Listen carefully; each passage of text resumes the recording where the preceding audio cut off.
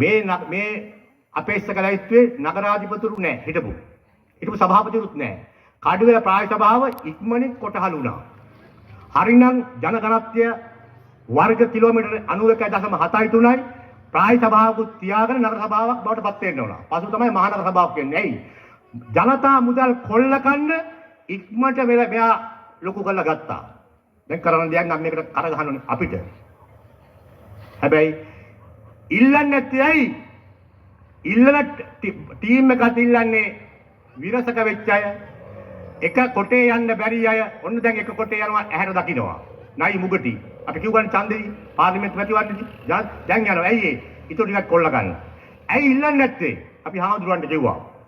යනකොට බාර් 7ක 8ක අයිතිකාරයෝ ඔයගේ බදු මුදල් ඒ තරක් නෙමෙයි වැලි තොටුපු වල 7ක 8ක අයිතිකාරයෝ ඔයගේ බදු මුදල් ඒ තරක් නෙමෙයි අන්න නුවරඑළියේ කතරගම ඉදි කරලා දෙනවා ඉදිවෙමින් තිබෙන ස්විමින් pool සහිත මහා සංචාරක හෝටල් ඔයගේ බදු මුදල් අනවසරයෙන් කඳු ගැඩුවා ඕගොල්ලන්ගේ බදු මුදල් ආණ්ඩුවට අහිමි කළා.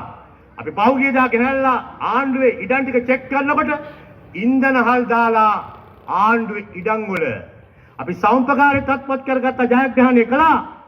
ග්‍රාම සංඝ සමිතියත් අපි අත්පත් කරගත්තා. අපි බලය ගත්ත ගමන් ප්‍රජා සමිති විසිරවනවා. ඒවත් ගමට අලුතින් අපි හදනවා. විතරක් නෙමෙයි හොයලා බලලා ආණ්ඩුවේ ඉඩම් වල දාලා තියෙනවා ඉන්ධන හල් ඒවා අපි අපේ සෞම්පකාරයට පවර ගන්නවා. ලොකු වෙන කොටසක් අපිට තිබෙනවා. පවර ගන්නවා. මතක තියාගන්න.